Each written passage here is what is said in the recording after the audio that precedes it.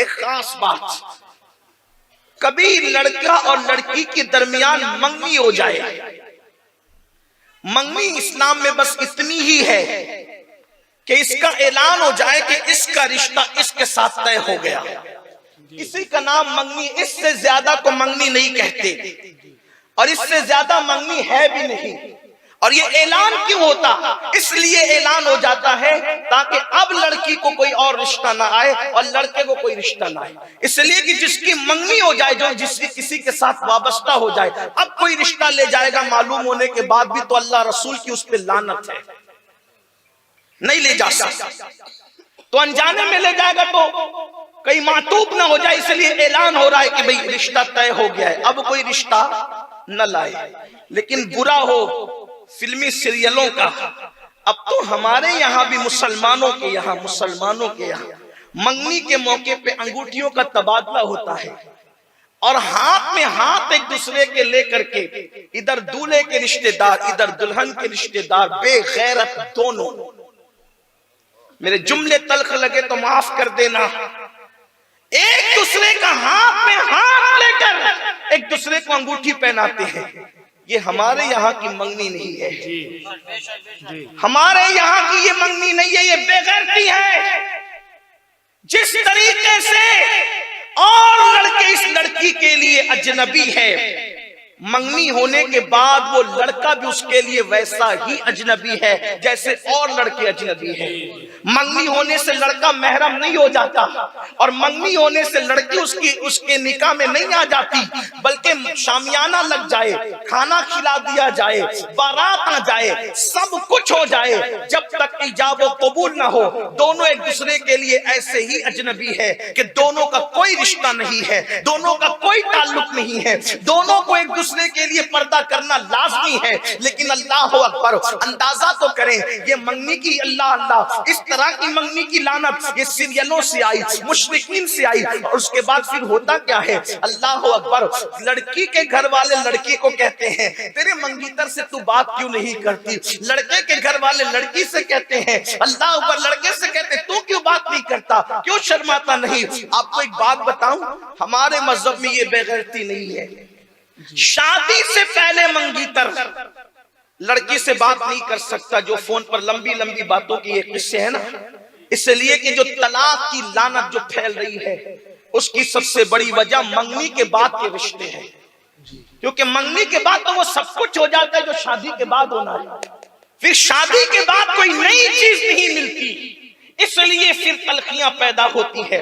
اور ہمارے بزرگوں نے کہا شادی سے پہلے کی جو محبت ہے وہ محبت نہیں بلکہ نفسانیت ہے، اور وہ من جانب شیطان ہے، اور شادی کے بعد کی محبت من جانب الرحمن ہے۔ شیطانی جذبے ہمیشہ نہیں رہتے، رحمان کی طرف سے جو محبت ہوتی ہے وہ ہمیشہ رہتی ہے۔ اسی لیے ہم پہلے اپنے جوانوں کو دیکھیں، جو ہمارے باپ دادا پر دادا تھے، وہ شادی کے بعد محبت کرتے تھے، شادی سے پہلے نہیں، اس لیے بدن پہ جھریاں پڑ جاتی تھی تو بھی بوڑھا اور بوڑھی میں محبت باقی رہتی تھی۔ آج تو جوانی ہی میں محبت ختم ہو جاتی ہے، تو میں شروع ہو جاتی ہے۔ میں لوگوں سے کہتا ہوں لوگ ہمیں کیا محبت سکھائیں گے، ہم نے بیوی سے جو پیار کیا ہے ایک تاریخ ہے، اس کی ہم نے بیوی سے جو پیار کیا، جن کے خود کے گھر سلامت نہیں ہیں وہ اپنے شیشوں کے گھر میں بیٹھ کے ہمارے مٹی کے گھروں پہ پتھر پھینکتے ہیں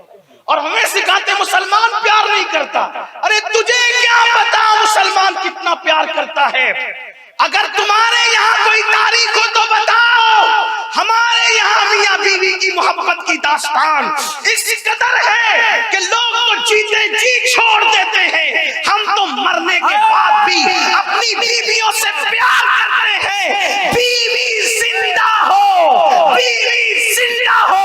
تو اس کے رخسار کے دل پر سمرقند اور بخارا جیسے شہر بسائے جاتے ہیں، اور بیوی مر جائے تو اس کی یاد میں تاج محل جیسی عمارت بنائی جاتی ہے۔ نعرہ تکبیر، نعرہ رسالت، فیضان غوث اعظم، فیضان عرس مقدس، اصلاح معاشرہ کانفرنس، پیغام مذہب اسلام۔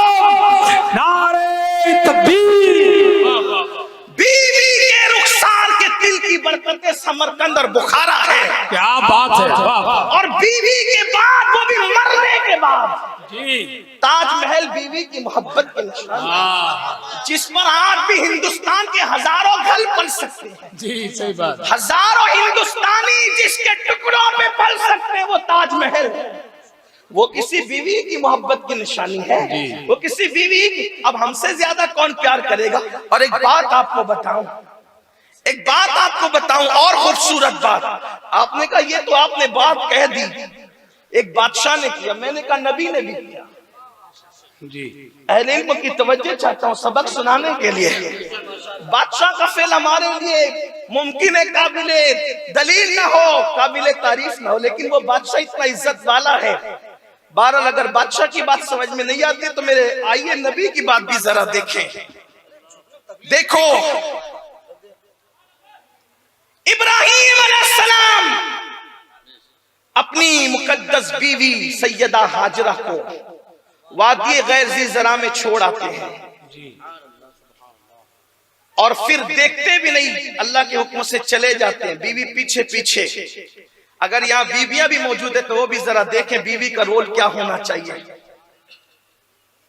बीवी पीछे पीछे, मेरे सरताज छोड़ के कहां जा रहे हैं? कोई गलती हुई, कोई कोताही हुई, कोई तकलीफ पहुंचा दी आपको? कोई जवाब ना दिया। क्यों? इसलिए कि सवाल जवाब का सिलसिला रहेगा तो बीवी की मोहब्बत पैरों की जंजीर बन जाएगी, अल्लाह की मोहब्बतों में रुकावट बन जाएगी। इसलिए ना पीछे देखते हैं ना कुछ बोलते हैं। आखिर बीवी ही कहती है, क्या ये अल्लाह का हुक्म है? सैयदा हाजरा कहती, क्या ये अल्लाह का हुक्म है? इब्राहिम अलैहिस्सलाम सिर्फ कह देते हैं हाँ। क्या यकीन था उस खातून को? फरमाया अगर अल्लाह का हुक्म है, मेरा अल्लाह मेरे लिए काफी है। बैठ गई।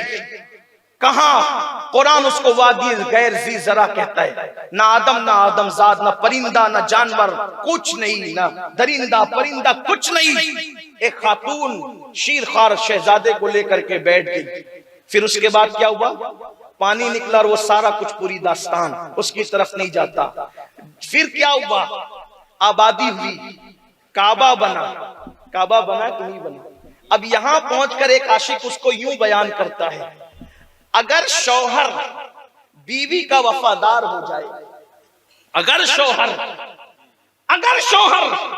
बीवी का वफादार हो जाए और बीवी से सच्ची मोहब्बत करे तो समरकंद और बुखारा जैसे शहर बसते हैं और ताजमहल जैसी इमारत बनती है। और अगर बीवी शौहर की वफादार हो जाए तो मक्का जैसा शहर बसता है। क्या बात है, वाह वाह वाह वाह। मक्का जैसा शहर बसता है और काबा जैसी इमारत बनती है। तो हमारे यहाँ न शौहर की मोहब्बत का कोई जवाब है, न बीवी की मोहब्बत का कोई जवाब है। अगर काबे को किसी और रंग में देखते हो तो इस रंग में भी देखो जी कि ये वफाए हाजरा की निशानी हो गया। ये हजरत हाजरा। तो हमारे यहाँ मोहब्बत बड़ी चीज है, लेकिन लोग मोहब्बत किसको समझते हैं? सीरियल के स्टाइल पर। ये नफसानियत है। तो शादी से पहले भी पाक दामन रहो। तो शादी से पहले जो मंगीतर एक दूसरे से बात करते हैं, हमारे इसकी गुंजाइश नहीं।